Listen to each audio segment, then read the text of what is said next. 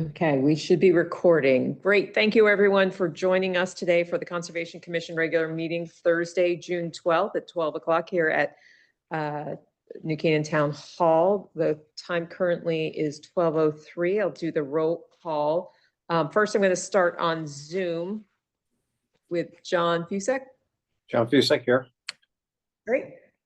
Is Tom Herman out there? No. Okay. Next, Susan Schweitzer. Here.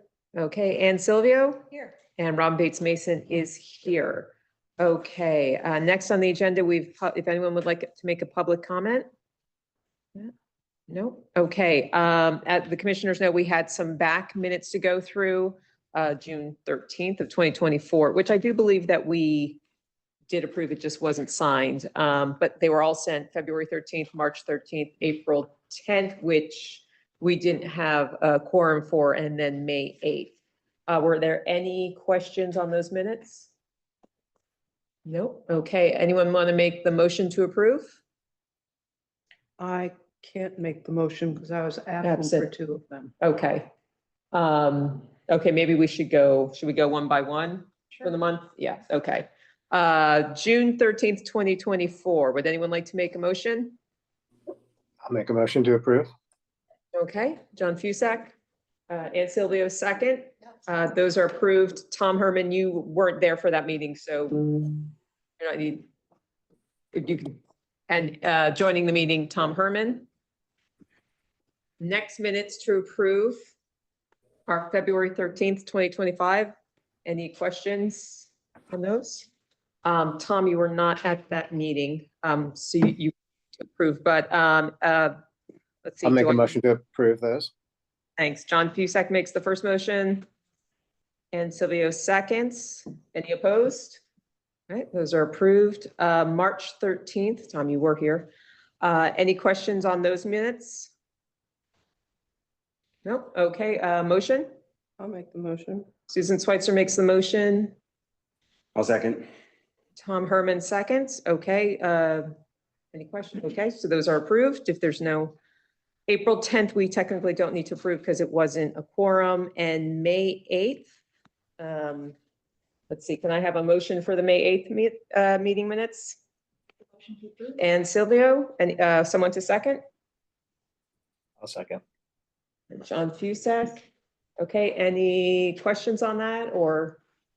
Okay, so those have been approved. There were no. Okay, so next what we're going to do very quickly, we do have a speaker here today, Bill McDonald.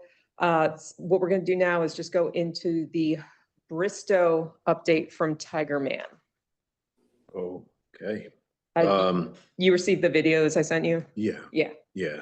So we'll address those.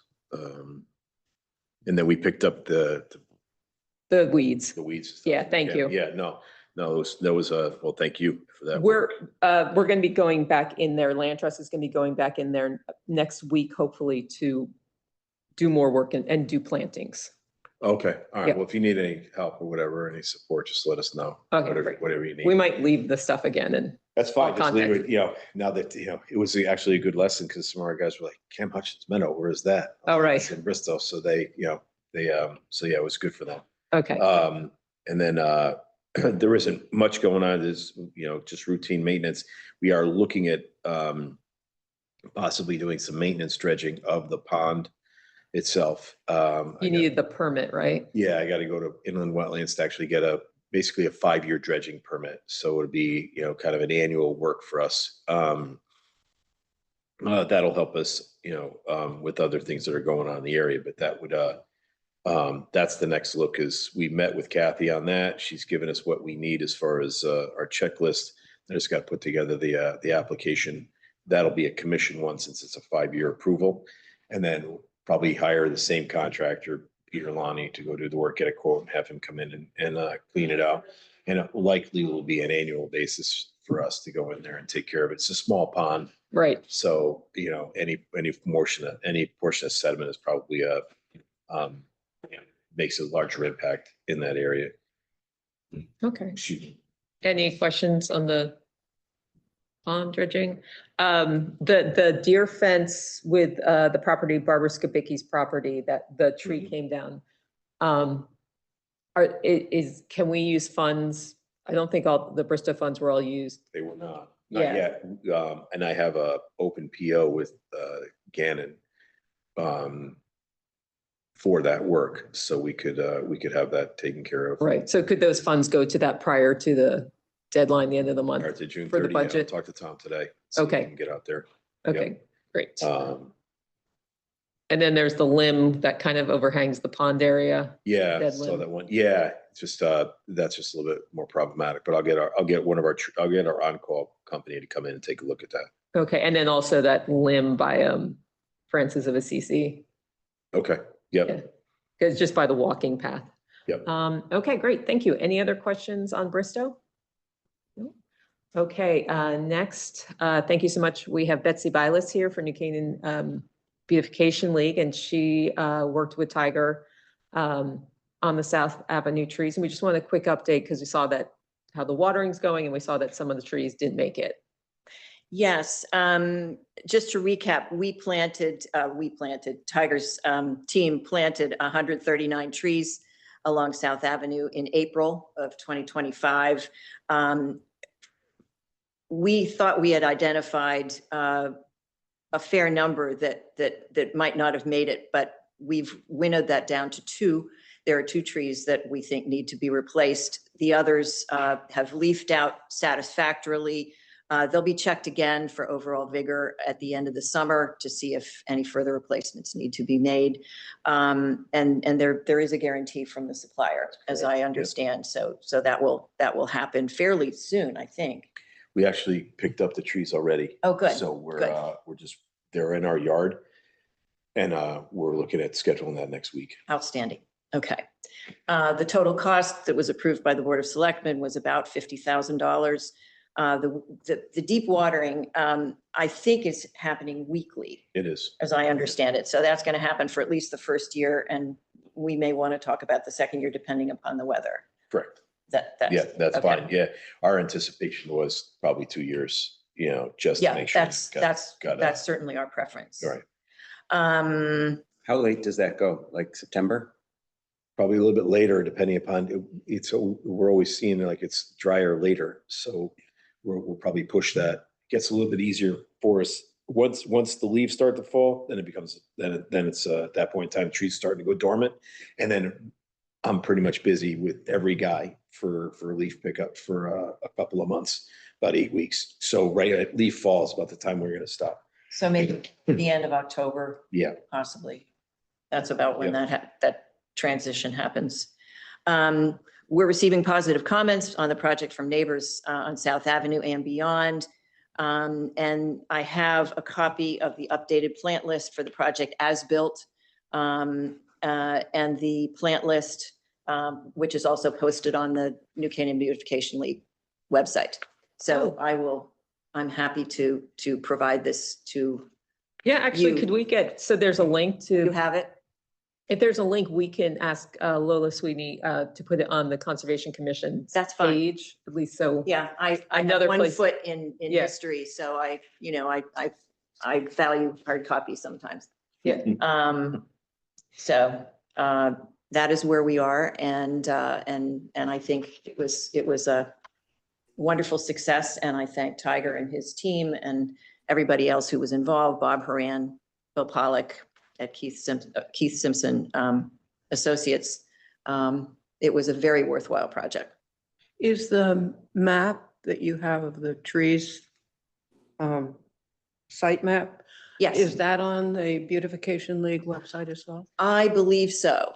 I Okay. believe it's a unitary document. Okay, Um, I'm just curious, it's not, But I can leave it here if anybody needs Yeah, it, we'll but I don't want to, clutter up anyone's files. It was I think we can necessary add it for to it was necessary for us to do an as-built for the DOT. Right. Because we're responsible for the maintenance of those trees forevermore as part of, so we have a mutual maintenance agreement with the state and so that those trees, since even though they're on a state road, will be the town's responsibility going forward. So that was the reason for the as-built. Plus now we have a nice record of it so that in 20 years, if we got to resurrect it again, it's a lot easier and then the lift that we had this time, or I should say the beautification leagues lift, because that was their portion of it, was to document all the trees and then figure out exactly the location for every tree and then figure out which tree it was. So without their help, the project wouldn't have gone forward. Without Betsy and specifically and Julie, it wouldn't have gone. Sure. Excellent. Thank you so much. A quick question. Sure. Well, first, a comment for those of us who are driving, walking, or riding South Ave every day to get to our kids to the schools. Mhm. We've been admiring those trees, and it's just, thank you for the efforts. I mean, it's fantastic. I'm so glad to hear that. I just think for shade, for environmental quality, for beauty, for just so many reasons, it is a very gratifying project. It is a success. And just as a postmortem for learning sake, I'm just curious whether you had any difficulty with neighbors. Was anyone against this, and how did you work with those folks? We had a handful of inquiries by neighbors. I'd say, fewer than a handful. There were some neighbors. There was one neighbor that said, we don't want trees in front of our property. We want them flanking our property. And so here is our map, and our landscape designer will tell you where the trees can go. And rather than make an issue of that or make it complicated, we said, okay, that's fine. There were some people who said, we are renovating our landscape design. We want to know what kind of trees you're putting in. So we told them what kind of trees we were putting in. And in many cases, the trees that we put in the number had to be reduced somewhat because of driveway sightlines and things like that.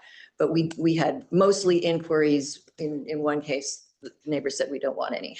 But Tiger did deliver letters to all of the property owners along South Avenue, so they were on notice. And if they didn't follow up, we're assuming that they're amenable. We only had to move one tree where we put one in. Resident didn't like it, so we actually moved that tree and then put in a different one for them, because they felt they had a lot of mature trees on their property, and they felt that the stature of the tree was not to what they would like.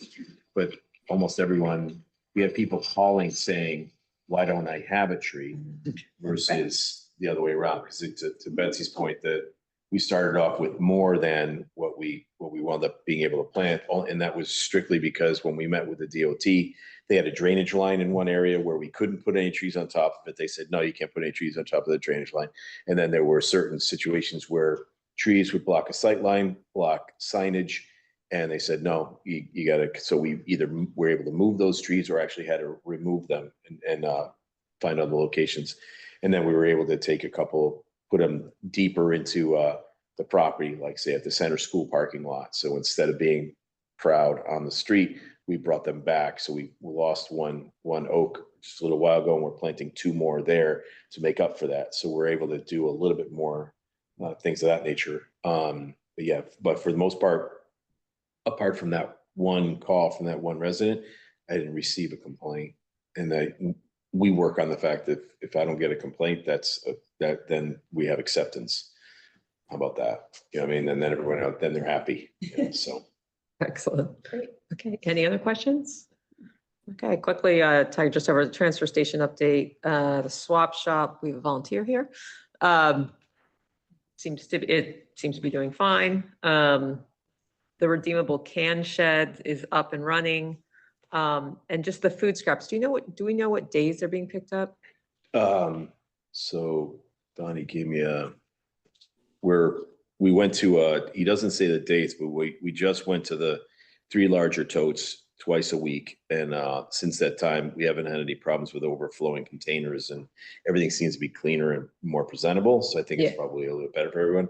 I don't have the specific days for what they are, but it is getting picked up twice a week. Twice a week. Yeah, I did confirm that even on their billing to see it. So yeah, it's twice a week now going forward. And he just mentions quickly that now that the weather's finally warmed up, the flow of residents to the swap shop has increased. So there's a better flow of residents back to the swap shop, which is good. So Was there, was there a slowing down for a little? I don't know. That's what he said. It's now that, you know, but, No, Deborah's here. Did you notice any slowing? I don't know. Yeah. Oh, You know, I do have some, I'm gonna send out a note to the town hall on this on the redeemable shed, only because, you know, if we buy bottled water, we have other things, the Oh, yeah, that would be employees bring it in, great. stuff like that. Most of the time that just goes into the single stream container, right? Right. Well, the single stream container is just basically a single stream container. We lose that redeemable money. Yep. So I'm gonna send out a note saying, hey, and try to put a different can out for those, you know, like in the break rooms and stuff like that, so we can actually put the redeemables in there, and then I'll have my staff bring them down to the shed, and then which we is can- open during swap shop hours. Yeah, but Yeah, so just in case, there's a redeemable can shed at the, it's next to the swap shop. It's open the same hours of the swap shop, which is Wednesday through Saturday, 9 to 1. In the winters, it would follow the swap shop hours, which was Fridays, 9 to noon. You can drop off redeemable, which means they have the 10-cent deposit on them, aluminum cans and plastic bottles, single serve bottles, or the 2-liter, but glass is not accepted because it's just too much of a safety issue.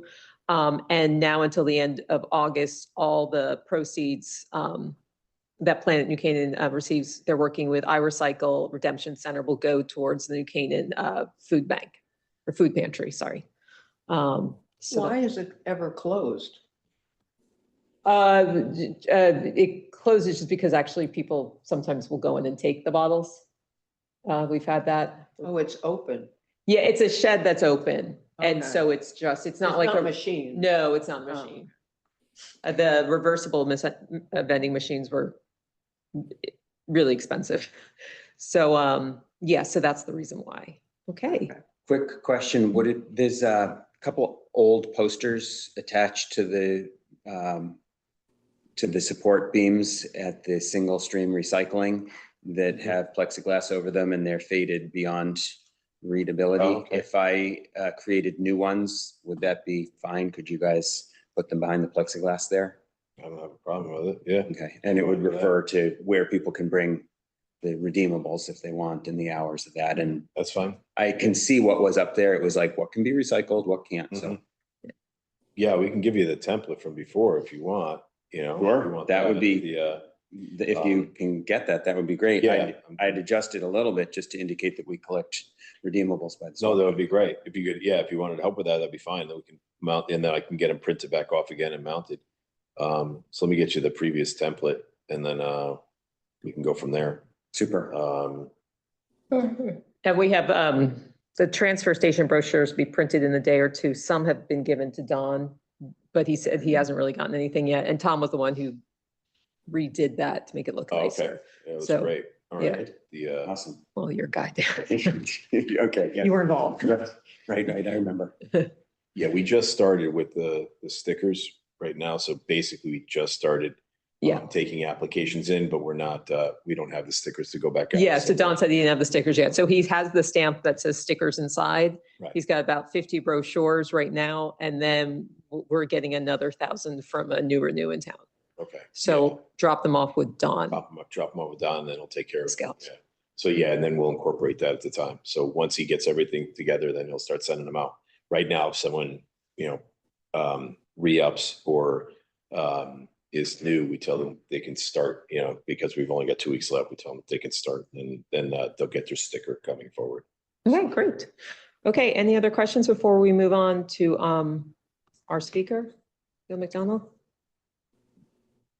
Okay, great. Bill, do you want to start? Yeah, first I'd like to thank Tiger and John Howe for doing a perfect job on the property.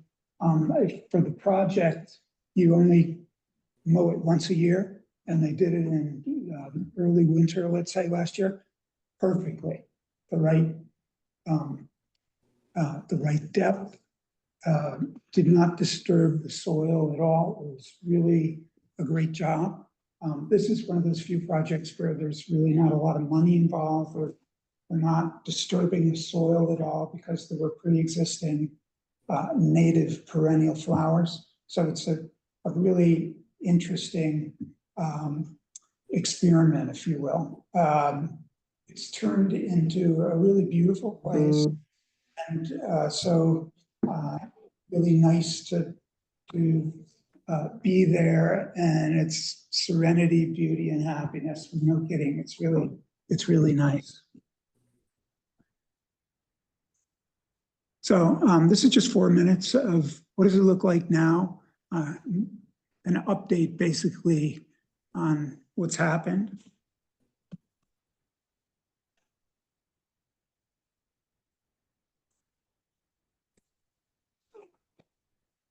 It's just buffering right now. And this is, if anyone's wondering, this is the new Firefly Meadow at Waveney. You can pass along the photo in front of you if you like, for people who haven't been there.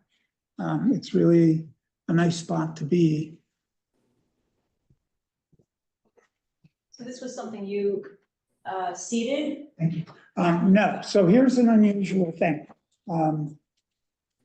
It was a site that was full of goldenrod and New York ironweed, Joe Pye weed, all of the things that's necessary for the pollinator pathway. So all was needed in this case was to stop the mowing, which Tiger did. And so now it's 6 feet high of perennial flowers. The first thing that happened, and this is 1 year, this is the first year, it bloomed the first year. So those, and that's swamp milkweed for the butterflies. You can see the native bees, honeybees, and the butterflies are all over the place. When this happened, the next thing that happened was you had a lot of insects that had not been there before. That became, for what you're looking at now, the tree swallows and the bluebirds. They've been nesting and they have young and they're feeding them. If anybody wants to see, you know, the birds feeding the young, this is a great place to be there. And it's also just beautiful, you know. So really an interesting. And you've been working with the Waveney Conservancy Yes. on this with Mhm. Steve Zatz. Thank you very much, Steve. Steve has, you know, worked on it from the beginning. So we're going to try to get to where the other part of this is.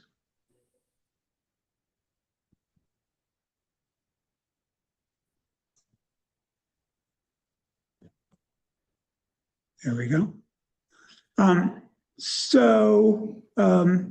For those that know me, you know, I raise 1 million fireflies a year, basically in 2 locations in Connecticut. This is something that I do quite often, is build firefly meadows. So there was a hidden agenda. I knew in advance that there were fireflies there. And so this will give you a feeling for what it actually looks like. And so far, I think I'm the only person who's been there to see them. The fireflies are something new to me and may also be new to science. They don't exist in other places in Canaan, and they may not exist in other places anywhere. So this is the Waveney falling ember firefly, and it is part of the pollinator pathway. It's the southern portion where it's has more moisture, which is what the fireflies need. Part of what I'd like to do is to have a firefly sanctuary there at Waveney. Everything's in place for parking, and obviously you don't have the roots and the stones and everything else to go with it.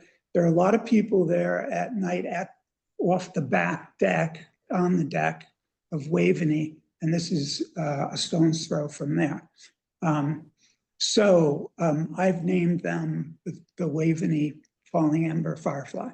And And that's part of what you're seeing.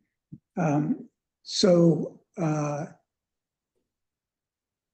my case, it's an important site, and for science, it may be an important site. As Steve knows, that's kind of the ultimate game. They're tiny. They're the smallest firefly I've ever seen. And I have a dozen types of fireflies. This one is also peculiar in a lot of ways. It exhibits and displays on May 20th. And Pyractomina borealis, which are the ones that are at Davenport, are in the trees only. This one is in full, it can display in full moon, chest high. So it's a really peculiar event to have fireflies around here displaying on May 20th. We'll see, what happens at the site in terms of the other fireflies very soon. So, we'll see if they have all of my other species of fireflies as well. I do suspect they will have another 6 or so, which will display in the month of July. Are these ones still displaying now? These are not. So fireflies in general, every species has a lifespan of only 3 weeks. So they're in the ground for 1 to 2 years. When they come out, they're larvae, and then just as a butterfly has a chrysalis, they do the same thing and change their body parts and fly off as a lightning bug, a beetle.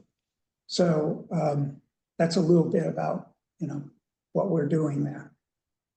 Steve, do you have anything to add to that? No? Other than to say it's really a great thing that's been done, and it would be great if other people could enjoy the fireflies. Right. So we'll see if that works out. Hopefully we can make this a long-term conservation. And so these are the byeballs for fireflies that you have in front of you, including conservation easements. The only way to really have a long-term conservation. Is this information, Bill, on the Waveney Conservancy website? No, but it's on the New Canaan Land Trust, who I work closely with. And Chris Shipper and I've basically established that several years ago when we bought the property.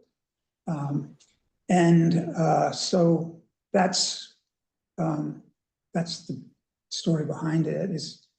But I mean, if someone and were if you go to the interested- Land Trust has a link to my website. My website is, not surprisingly, fireflyconservation.org. And all of that material is on my website and can be linked there from the Land Trust website. And mine also links to theirs. So this might be a new species of firefly? Could very well be. And what will you and the Conservancy be doing to? Nothing at the moment. Okay. Because, it's a wonderful event as it is, if it's, whether it's a new firefly or not, it's going to be really interesting for people to come watch it. It's beautiful. Have you captured them and sent them off to? Yes, so Okay. the last 2 things that you saw on this were in a plastic, Yeah, jar. And those were put back in the meadow, as you'd expect, right.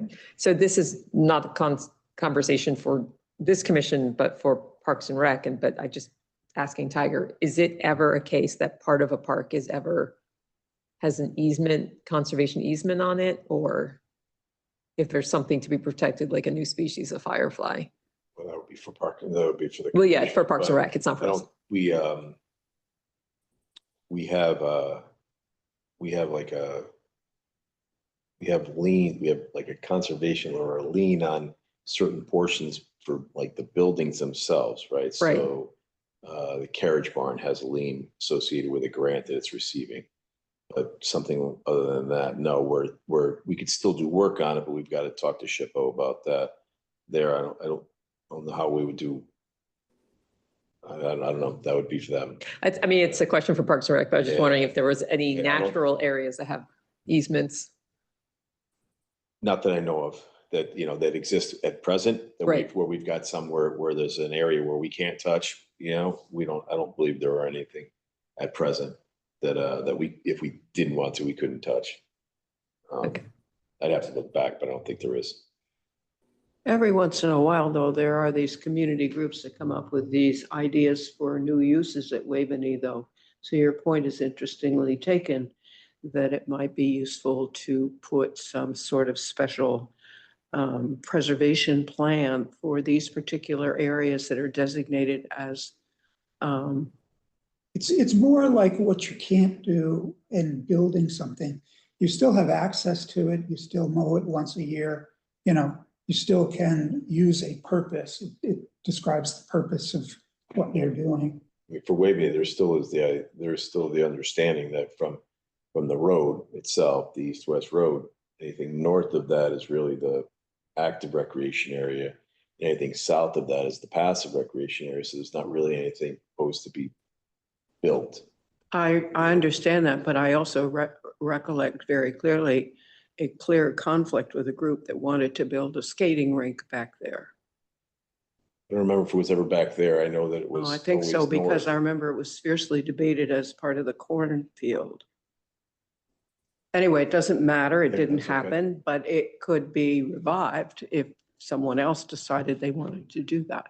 And that's why I'm just mentioning the fact that it might be a valuable process to put specific preservation easements in place so the discussion wouldn't happen.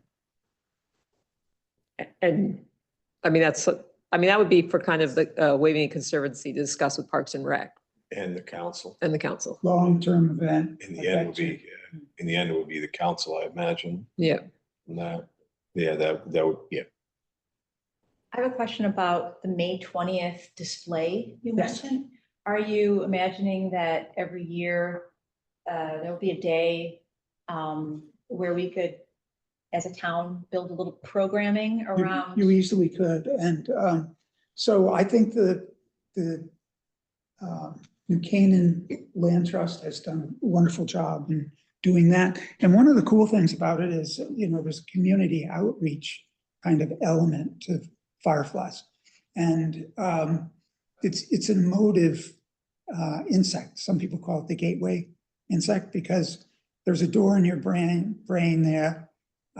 Hasn't been opened in a long time. And you can remember, warm summer night with dark skies and fireflies with your friends and family, your brothers and sisters, chasing them, putting them in a jar, putting it by your bedside to light up at night, which people still do on my property, it used to be children, and now the children are bringing the grandchildren, and, so it's kind of a beautiful event. So it's every 2 years up there, or it will happen every? It happens every year. And, any single night, you might see 50,000 fireflies. It's not just, a few fireflies like this moving around. It's synchronous blinking of males in the tops of the trees covering the trees with females in the tops of the grass.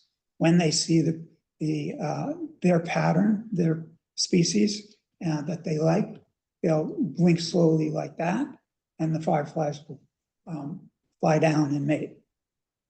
Amazing. And a new species, would that be a pretty big deal? It would, I'm sure, I mean, with the firefly community and Cersei's society. could we Yeah. make it a big deal beyond just the firefly community? I mean, a new species of anything seems, mostly we hear about species going extinct these days. Well, not- remember now, opposite. there's something peculiar about this one, Waveney. This one, you should know that fireflies don't move from one place to another. You can't attract fireflies. These fireflies have been here for thousands of years. So they're peculiar in that way, and they may be not anyplace else. We don't know for sure. But I can tell you one thing, they've never moved from there, ever, for thousands of years. Oh, they've been kind of isolated, like, Yeah, so there was no pathway. right. I'll know more, when I go look in July, whether we have the other fireflies. Right. When you sent the samples though out, where did you send those? I don't, Oh. I didn't. Oh, I've okay. shown the photos and videos to these experts, Sarah Lewis. And it's just a guess, it could be another type of firefly. We don't really know. Great. And she spoke, it was last year at the Yes. library. Yeah, there's two experts. Those are the reigning queens of firefly. So question about, for neighbors, what can neighbors of, there's a new species you think here and there's existing firefly population that I know there are some July events around that. Right, Um, the New Canaan Land Trust. What can residents of New Canaan do to help support the firefly population here with any of the species that you're looking at? Well, they already are in the sense of, supporting New Canaan Land Trust. Mhm. But this document, let me see if I can This one? get you there. So on my website, Take the I've whole thing, you created don't have to sit here. a document to describe, how do you actually do this, what do you do if you want to start a firefly?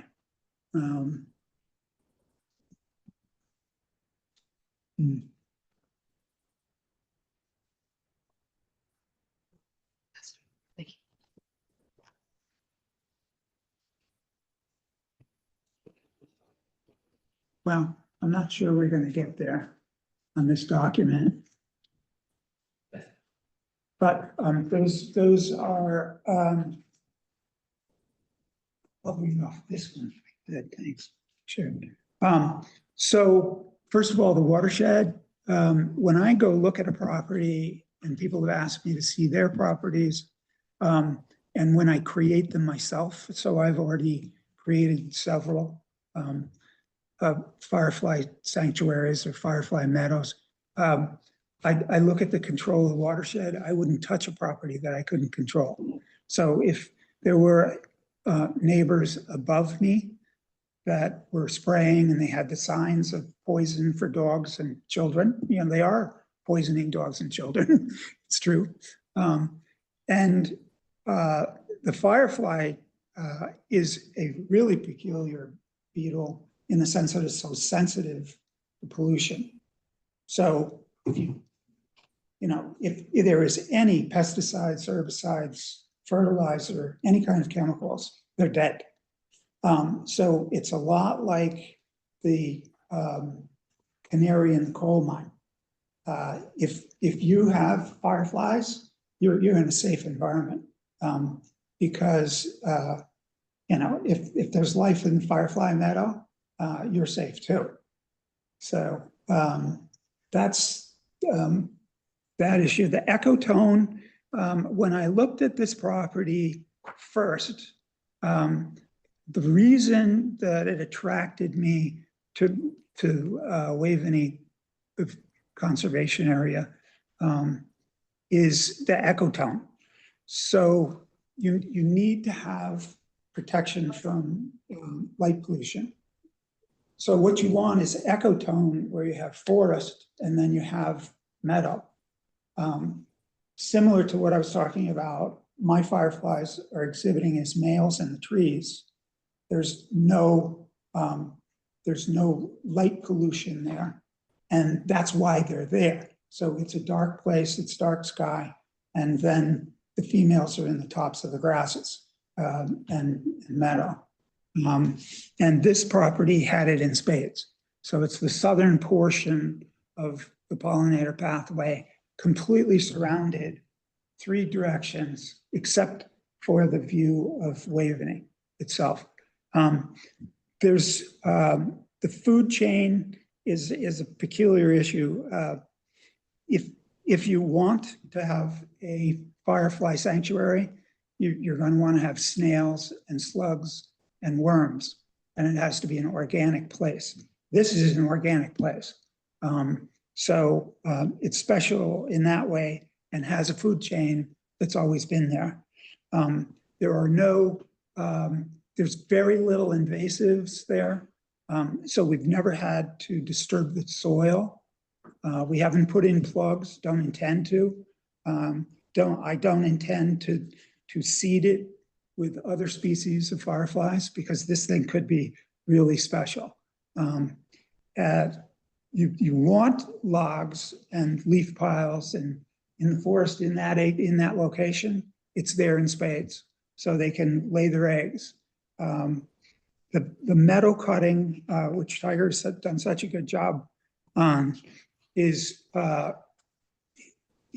once a year, and you have to pick a place where you can do that as well. Could it also be zero In terms of cutting? cutting, no, because the invasives just simply take over. You couldn't manage it without a single cut, really. Parking and busing, you have the viewing typically here is 9 p.m. to 11 p.m. and You're welcome for that. You didn't want to fall to your afternoon slumber. You know? what's going on. I don't know, so gotta mute themselves. But so the culling of invasive plants, Ray Martin working for Tiger and John Howe. I've been training him and we've been working on invasives now for 5-7 years or something like that. He's a very smart guy in terms of his ability to determine what's an invasive, what's a perennial flower. And so he has been working on that, make sure that we don't get mugworts and porcelain vine and all the monsters that are out there, which would take it over in no time.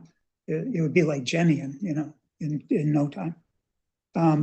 So that's really how I do it. It's become a really interesting thing to do, to work with the community to create the Firefly Sanctuary at the New Canaan Land Trust. And I'd already had 2 pre-existing places, one of which is 1/3 of a mile long that I saved about 15 years ago from a development. And so that property is probably the most beautiful place in the world. It's attached to the land in Branford, Connecticut, which is 1,000 acres. Wow. And I own 1/3 of a mile that attaches to that. And we have 40 miles of trails. I own the first mile. Wow. Yeah. But if a property owner already has fireflies, does that mean that they already have a resident population of insects? Yeah, definitely. If they don't move from one property to another. And Okay. One of the more interesting things about the Firefly Sanctuary here is that all surrounding properties are poisoning the properties. So they all have those signs of no children, no dogs. And so it's really an island, in a sieve of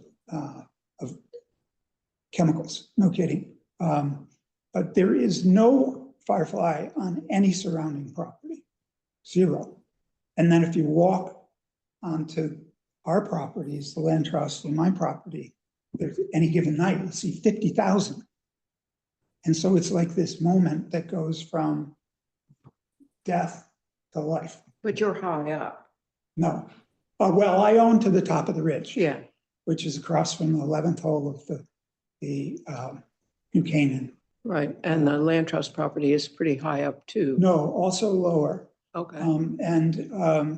So I had to put in moats around my property so that the effluent would, would bypass the property. Okay. It didn't used to be that way.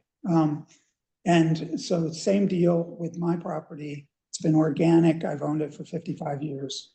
And prior to that, it was the gardens, organic gardens and fruits for the Van Gerberg estate, which is, used to be like 40 acres or so.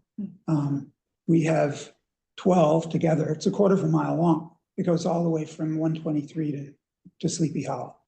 Right. Question about, I think a lot of people are concerned about mosquitoes in this town. And they have services come and spray their entire property. And then there are options like organic spray, which is, I think is basically neem oil or cedar oil. Neem would probably kill everything also. It would kill everything? Yeah, it's not specific to, there's something that, is not well regarded, or practiced, but basically these poisons are biocides. They kill everything. So there's very few poisons that Tiger could put on properties that are just killing one thing. They're biocides that kill, it's like glyphosate, the one that had an $11 billion penalty, right? Kills everything, including any runoff into the ponds or whatever, kill all fish too. It's luckily not as bad as some other things that are replacing it. But You got more Roundup. Roundup, because it's only active for a certain period of time. So that's one of the, if you call it a good thing about it, that's,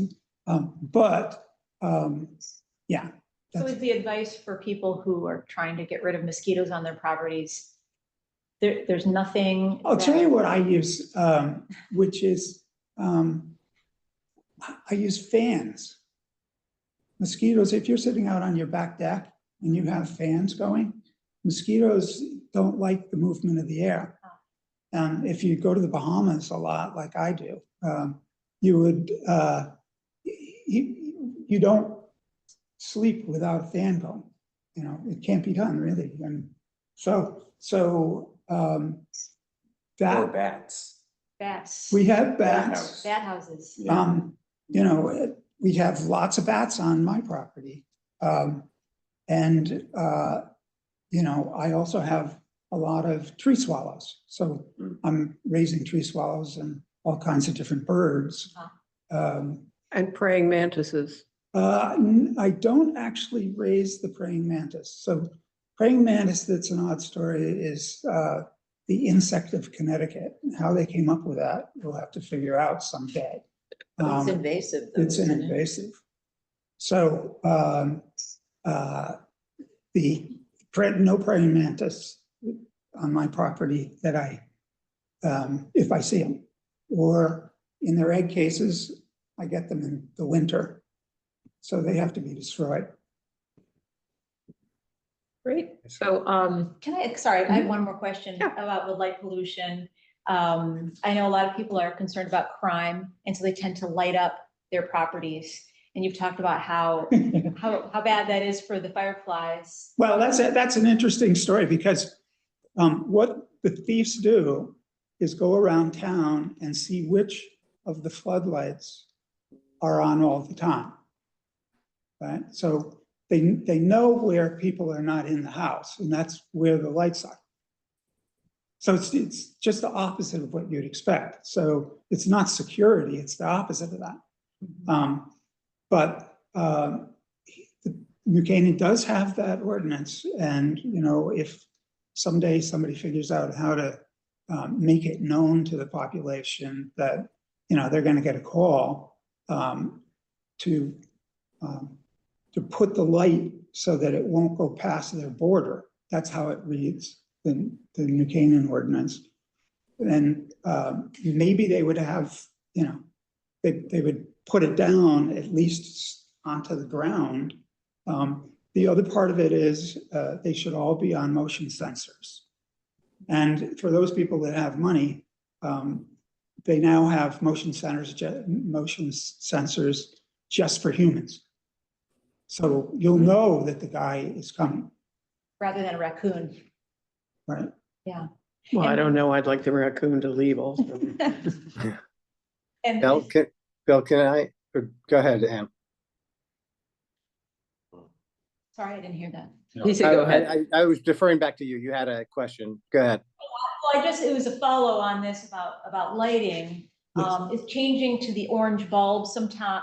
I know we have pretty strict lighting requirements already, but which are not enforced, but are there certain times of year where if we ask people to turn the lights down that are, we had someone come and talk about birds and how at certain times of year you want to stop lighting everything up for the migrating bird population. Right. Is it that way for fireflies as well? Absolutely. And one thing that most people don't know, in pollinator pathways, and on my property, I have apples and peaches and pears and raspberries and blueberries, and it's like fruit everywhere. 50% of the pollination is nocturnal, and it's done by moths. So the lights, the floodlights that I'm talking about, one neighbor has 20 floodlights that go all the way across his roof, and they go pointing straight out to the firefly sanctuary. The moths just go to those lights and beat themselves to death. They can't stop. It's in their genes. They just kill themselves. So it's taking out what I need to make apples. If they're killing all of the moths, the nocturnal moths. So that's kind of an unusual issue that's become known more now because of the Xerces Society. Like a moth to a flame. Yep, and this one just bang, bang, bang until it falls into pieces. So what time of year, what is the time of year for fireflies? Fireflies, in my property, I go from May through August. On most properties, they would be the first and second week of July. So John, sorry, did you have Yeah. something? Yeah, I just wanted to ask or make a comment. I'm thrilled you're working with the town so well on the pollinator pathway or wildlife sanctuary, whatever we want to call it in Waveney. But I wanted to ask you, what do you need from the town? What more would be ideal from your perspective? At this point, it's self-contained. It's very important that you don't disturb the soil. Very, very important. So unlike Jenny, we don't have in this section any mugworts. If you disturb that soil because you're planting flowers or seeds or almost anything, that is an invitation for mugworts to take over. Individual plants of a mugwort have up to 70,000 seeds. They're viable for 30 years. So they're waiting for you to disturb the soil, and they just bloom, and then they're uncontrollable because of the rhizomes. So I assume no one is going to walk through that now, but shortly after it's mowed, it's probably a bit more inviting for kids, at least, maybe others. Is that worth signage? I hate to even bring that up. Yes, there's going to be a pollinator pathway sign, which would be a description of what the pollinator pathway is for.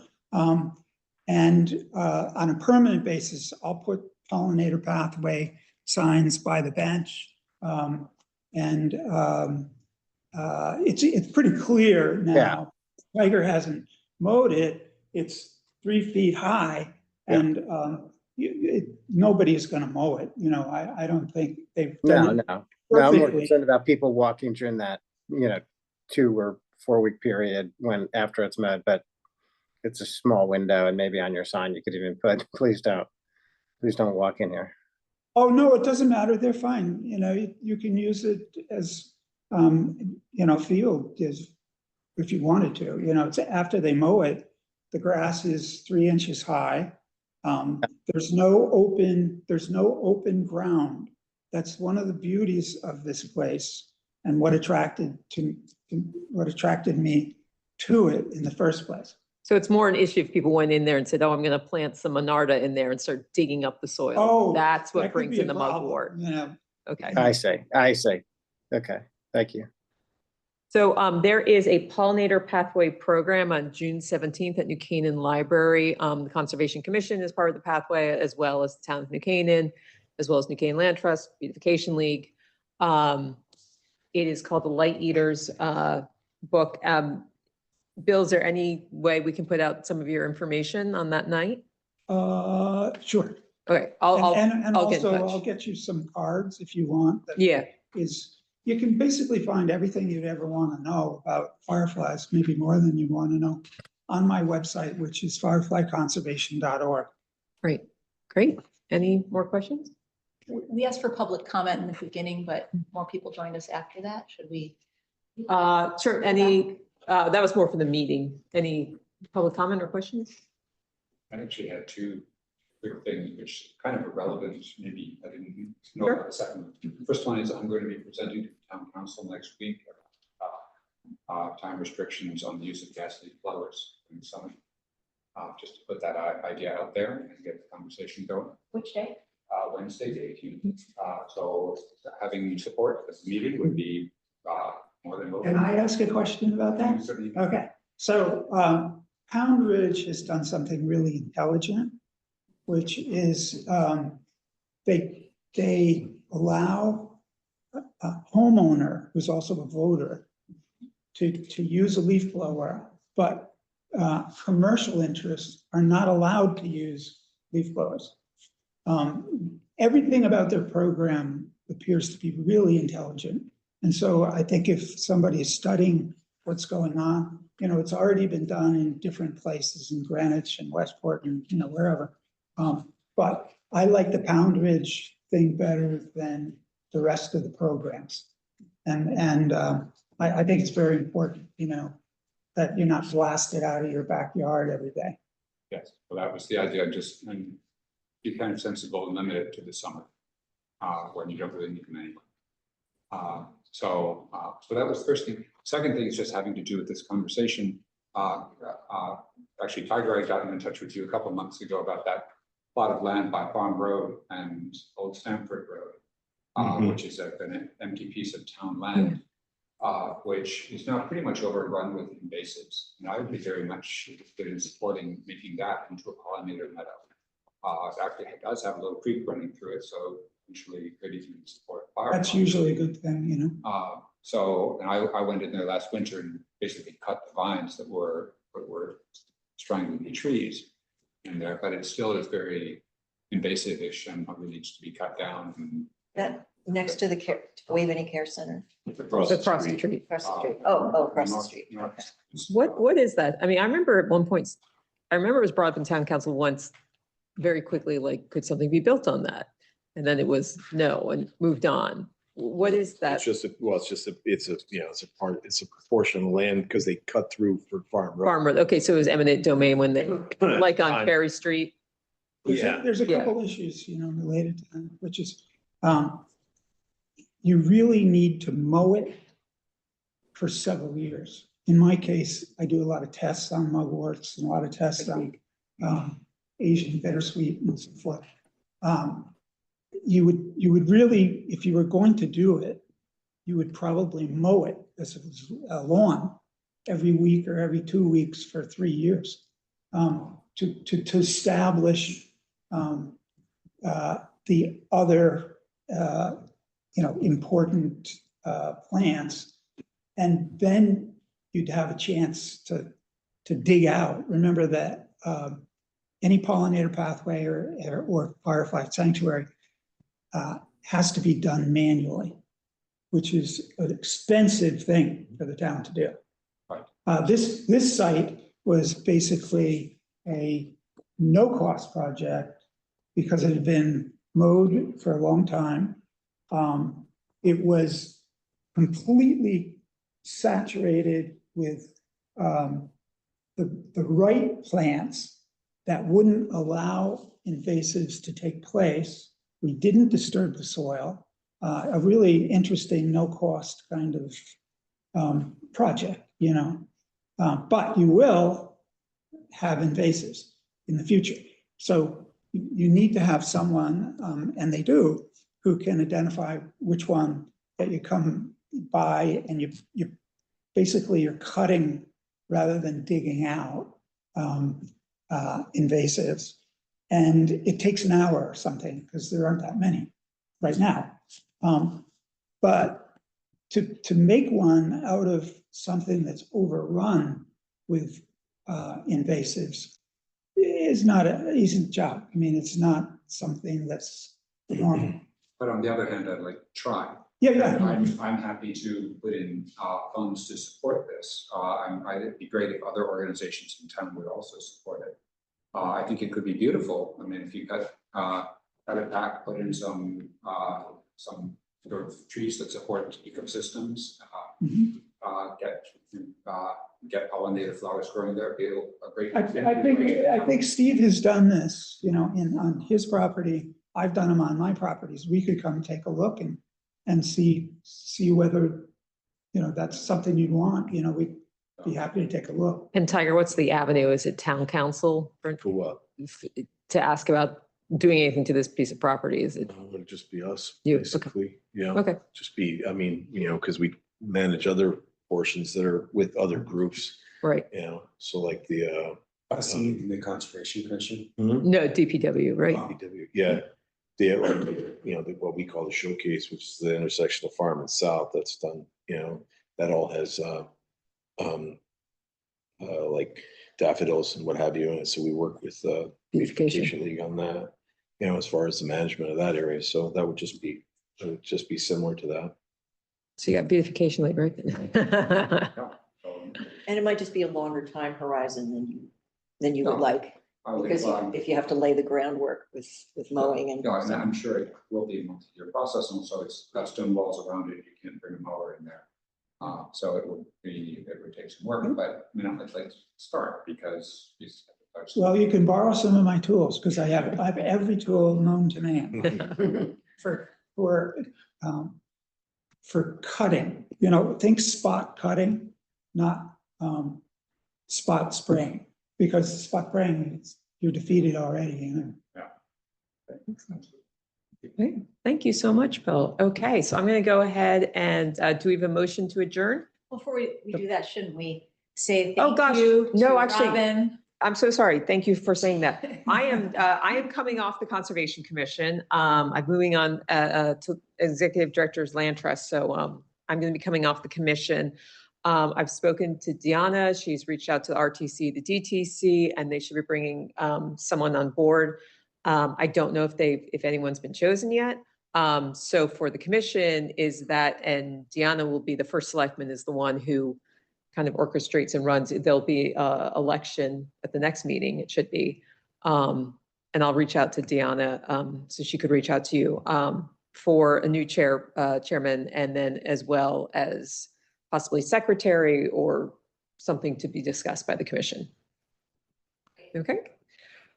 Okay, so thank you so much. Sorry, thank you for that because I almost forgot to say that. Okay. Thank you to you. Yeah, thank you. Thank you, Robin. Do we have a motion to adjourn? Motion to adjourn. And second, Second. Tom Herman. It is 1:07 and we're ending the meeting. Thank you so much, everyone. Thank you all. So this is your last meeting? Yeah. Katie and Margaret are taking over. Yeah. Yeah. But you're still there. I am. Okay, he was like, we're not going anywhere. Something that. We did okay without you. Yeah, no, I. Not as well as we it's would have fine. done. Yeah, probably. We survived. Yeah, I'm more like, you know, like Can I? When I got the I don't offer have from a- Land for Trust, some reason, I got the offer, I was in my work's driveway, a parking lot, and I got a text from Tiger that said, okay, we put the striping in at the swap shop, and I was like, I'm not doing it anymore. Sorry, that was part of your event for some- It's all Put it good. on my phone. All right, well, thank you. Thanks, Tom, I'll talk to you later. Yeah. Oh. Yeah. Ben, just lovely. Oh, yes. It is, in Scotland. They brought it all the way from Scotland. So, Bill, I was actually in Scotland when I first heard about you. Okay. Thank We you. were up in the Highlands in Shildag, a little place called Shildag. Huh. Well, interesting. I have to send them the ones from my name to the Yeah, Firefly That's your card. display adjacent to your property off of Hidden Hollow Oh, Road. I was. Well, I Oh, wasn't no, the allowed, path, yeah. I wasn't allowed a flashlight coming down. So they provide flashlights now, but it's a red light, so it doesn't interfere, but they'll have them on the trailhead now, so people can see it. And it is because so many people are going through it now But that, it's absolutely a problem. yeah. I cut that original trail, so, I can recut it in a place where it would be nice. But, you know, we could talk about that. you know, Right. How to really do that.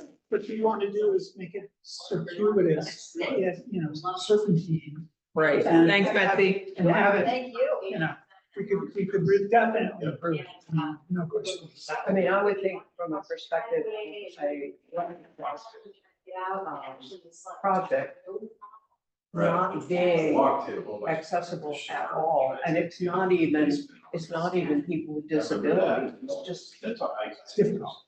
it's very dangerous. The nice thing is though, and that's the discussion for Land Trust actually to bring up, is Calhoun is Aaron Leflin, who was the previous, executive director, his favorite place for viewing fireflies was actually Calhoun, off Davenport, where you can just park right there and you don't have much to go out. He also comes to my property, Right. in Brantford. Oh, And all I'm right. actually I'm working with him to establish the right, conservation easement language. Because it has to be different for a firefly sanctuary or a pollinator pathway. You cannot use chemicals. Right. And you probably haven't heard this, but, the pollinator pathway, the person who started it, Don Merrill, you know, I think. And, yeah, Louise Washington. We were in Wilton establishing pollinator pathway, and a chemical truck drove up while we were looking at it, and I went over and asked, what are you doing here? Well, he said he's going to be spraying chemicals, spot spraying all over, you know, in the pollinator pathway. And I just walked away, because Wilton, the land trust, uses chemicals on spraying on their land trust properties. It's the craziest thing you could imagine. Well, Land Trust had done that at Watson Simon. Thank you for this. Well, you know what? You shouldn't at Yeah, all. well, I think that stopped. It was because they were trying to eradicate the Japanese barberry. I think this was in 2018. No, but the Beautification League, sprays the island. The island right across from me on very first part of, if they spray it, big signs, pesticides. It's so, it'd be interesting because we were against that when I was co-president, but each triangle is maintained by an individual person. Yes, but some of those individual people Yeah. do not maintain, So- they do not personally, they hire someone and pay someone. That's a problem. So that's the And I problem, know that to be because true our I can see it. policy, the policy was you don't, but we don't have. No, I the- understand yeah. that, but I think They- it would be helpful if there were, But it was within walking distance. I mean, I don't know why they spray it, all it is grass. One got done and and, said, um, this is the greatest thing ever. Because it's money, you know. I mean, not, and the deer are gonna eat the hosta whether you spray it or The not. profit now from landscape companies and lawn The other couple people, were, there are they just. chemical treatments on the lawn. That's where the profits are, not cutting the grass. property. Yeah. And so they spray because that's where the money is. Yeah. Well, And yeah, unfortunately, and you know, the one more amazing thing, the director, of the, Gives an opportunity to talk to. of the Pollinator Pathway was at my house last night. And she says that the stint of the $11 billion settlement, that they're spraying more, not less, Roundup on properties today. And the reason for that is the individuals haven't, that use some little Roundup something on properties. They're no longer allowed to use it. And it's the landscape companies that can continue to use it, and they're just pouring it on. And So it's, yeah. after the $11 billion settlement, their sales have gone up, not down. Because it's effective. Yeah. I mean, if your objective is to get rid of B or A, and unfortunately, a lot of the alternative products, I mean, I've used vinegar and all kinds of shit for It years. works for, It does, but it doesn't, it isn't instant, it's a process over time. And that's not. A lot of people It's want not to. acceptable to a lot of these properties. And they don't understand anything past the fact that I want this gone. Increasing the net. Yeah. And that's that, I'm not however saying you it's a do it. definite no, it's just that. right. And of course, for the landscapers that come in, they do it. And the same with leaf blowers. I have people blowing leaves in the middle of July, there aren't any leaves. Oh, yeah. But the blower is there because he's being paid to be there, and he's being paid for 6-7 hours of blowing, and that's what he does. So, you know, if you kill, Yeah, but. somebody asked a question about mosquitoes. If you're spraying to kill mosquitoes, For most or of it, ticks, there's a. you're spraying to kill everything, Yeah, including your dog. No question about it. but again, it's the same story. People are frightened, all of a sudden, ticks are everywhere, I'm gonna get bitten, and I will send you an email, please, about, land trust. You might have to put it on properties. Yeah, it might be circus, but that also might help slow travel too. we have a lot of fireflies because we have a lot of raspberries. Right now, they're just cooking. We don't love fireflies It's because I. a, Time is down to, I mean, not concrete, they're just they're moving too fast. yeah, That's, all right. you too, thank you very much. Bill, thank you so much. Thank you. And I'm sure. Yeah, just, I would be happy you to know, come start. take a look, because we